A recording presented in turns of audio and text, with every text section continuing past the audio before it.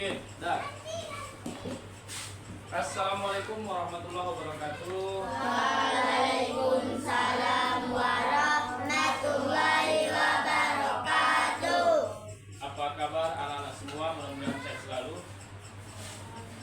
Alhamdulillah, luar biasa, Allahu Akbar. Oke, sebelum kita melakukan kegiatan belajar, alangkah baiknya kita berdoa.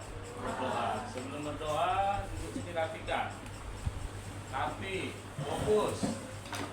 Ya, siapa yang berdoa silakan. Sebelum belajar, mari kita baca doa mulai.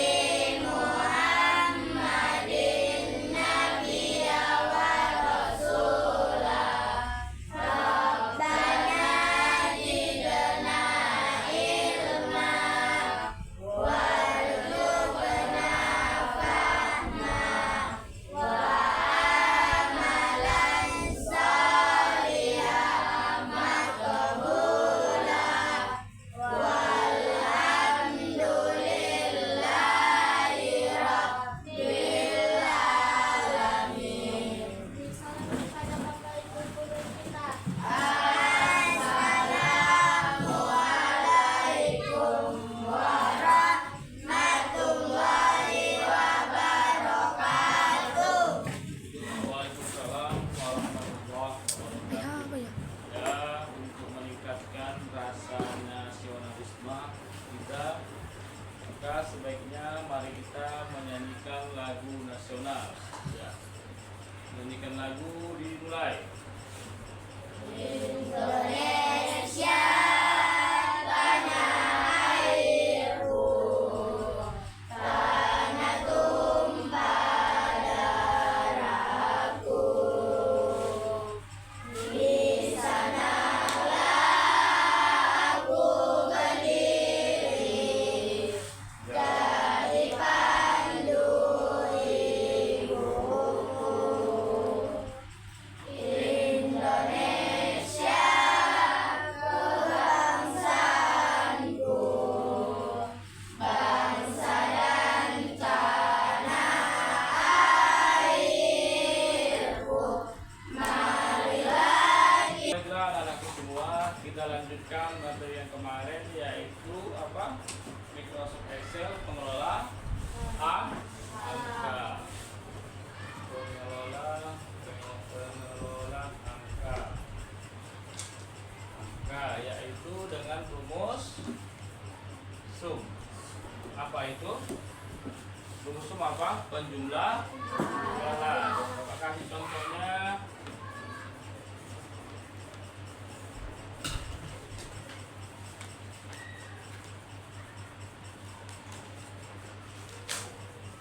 Nilai 1, nilai 2, total. Ini nomor 1. Ini nilainya 80, ini nilainya 60. Sekarang tugas kita bagaimana menjumlahkan dengan menggunakan sum.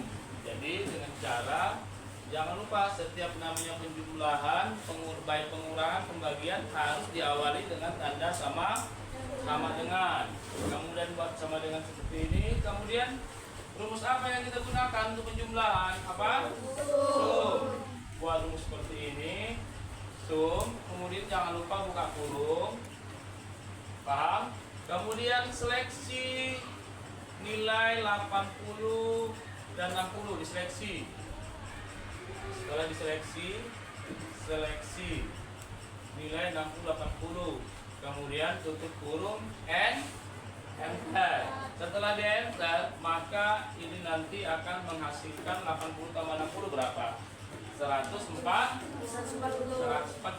Ini akan menghasilkan 140. Kenapa 140? Karena kita menggunakan rumus penjumlahan sum, di mana fungsi sum itu adalah menjumlahkan. Paham? Jadi kalau nilai matematikanya, kalau 80 tambah 60 berapa? 120. Capek kan?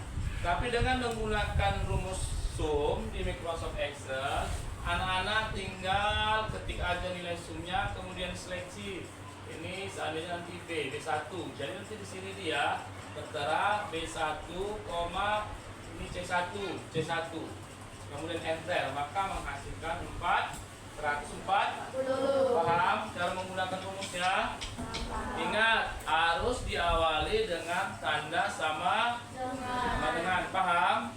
Kemudian kalau tampilan Microsoft Excel itu kan tidak ada tabel seperti ini, dia hanya titik-titik. Bagaimana kita membuat tabel pada halaman Microsoft Excel? Yang pertama, membuat tabel ya, membuat tabel pada Microsoft MS Excel. Bagaimana caranya?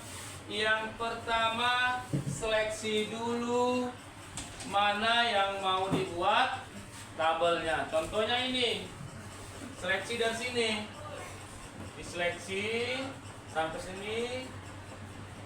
Paham? Itu namanya seleksi, atau kalau di Microsoft Word namanya di blok. Paham? Di blok. Setelah diseleksi, yang pertama seleksi data yang mau dibuat tabel, dibuat tabel. Kemudian setelah diseleksi, pilih icon seperti ini.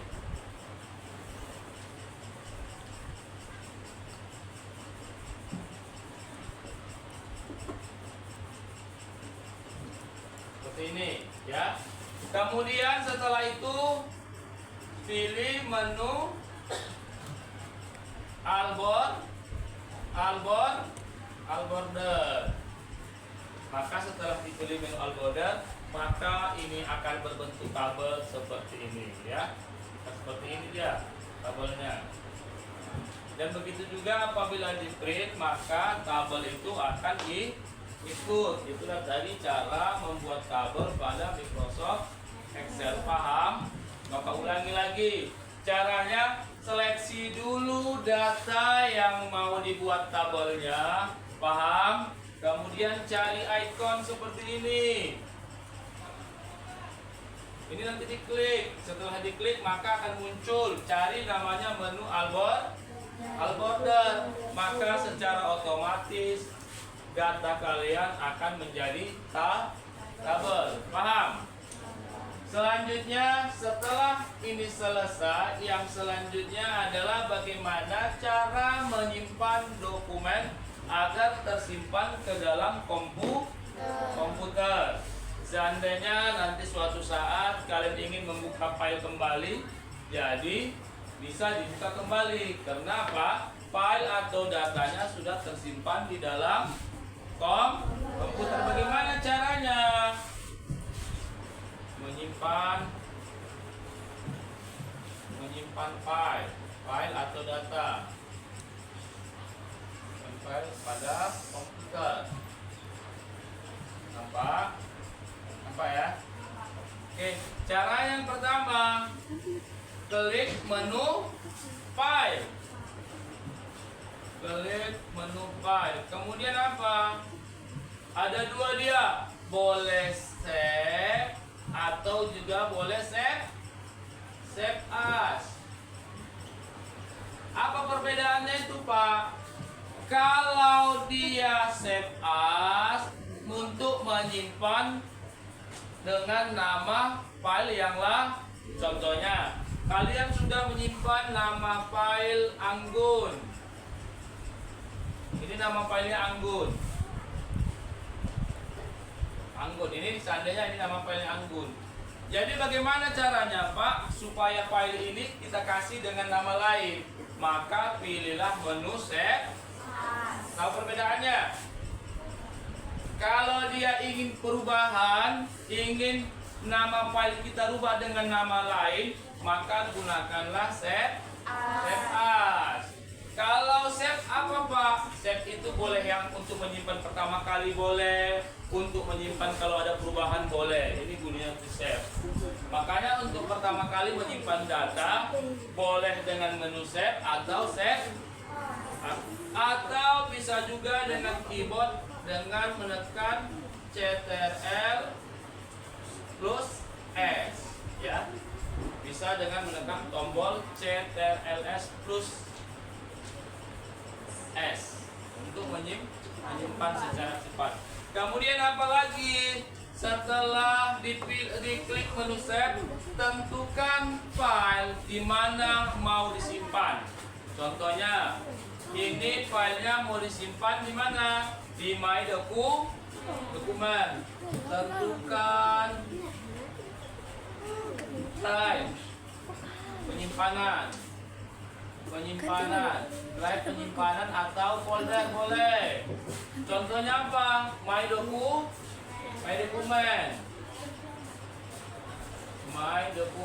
Kemudian apa lagi? Setelah menentukan drive atau folder penyimpanan file, yang selanjutnya apa? Pada file name, di sini ya. Pada file name, ketikkan nama file atau dokumen yang kita ingin. Contohnya apa nama file atau dokumen yang kita inginkan? Contohnya tadi apa? Pasa. Contohnya di pasa titik doc. Apa tanda itu pasa? Pasa itu menandakan nama file atau nama dokumen. Kemudian setelah itu apa? Klik tombol save. Selesai. Itulah tadi bagaimana cara menyimpan dokumen atau file di Microsoft Excel. Yang pertama apa tadi? Klik menu file. Kemudian setelah klik menu file, cari menu save atau save as. Di mana tadi anak-anakku sekalian sudah paham apa perbedaan save dengan save as ya. Kemudian setelah itu apa? Tentukan drive atau folder tempat penyimpanan. Tahu folder atau drive? Folder itu ibarat rumah atau tempat di mana filemu mau disimpan. Itu namanya tadi drive atau folder. Setelah ketemu foldernya atau drive-nya di mana disimpan, pada menu file name ketikkan nama file atau dokumen yang kita inginkan. Contohnya apa? Pasa. Setelah itu apa? Klik tombol atau menu save. Selesai. Maka secara otomatis nama file atau dokumen kalian akan tersimpan di dalam komputer. Paham? Ada yang mau ditanya? Dari materi pertama, membuat tabel pada Microsoft Excel. Yang kedua, bagaimana kita menyimpan file agar file itu bisa kita buka sewaktu-waktu. Caranya dengan cara menyimpan filenya di dalam komputer. Paham? Ada yang mau ditanya? Enggak? Ada? Paham semua? Alhamdulillah kalau paham. Ya. Sampai di sini materi yang kita sampaikan. Mudah-mudahan banyak manfaatnya. Jangan lupa dihafal karena kita akan menghadapi yang namanya ujian semester. Kemungkinan materi-materi ini akan keluar nanti. Harapan Bapak jangan lupa bukunya dibaca-baca, jangan dibawa tidur. Bukunya dibaca. Mungkin itu yang bisa Bapak sampaikan. Mudah-mudahan bermanfaat bagi anak-anakku semua. Jangan lupa belajar di rumah untuk menghadapi ujian. Bapak akhiri. Wabillahi taufiq wal hidayah. Assalamualaikum warahmatullahi wabarakatuh. Waalaikumsalam warahmatullahi wabarakatuh. Oke, tutup.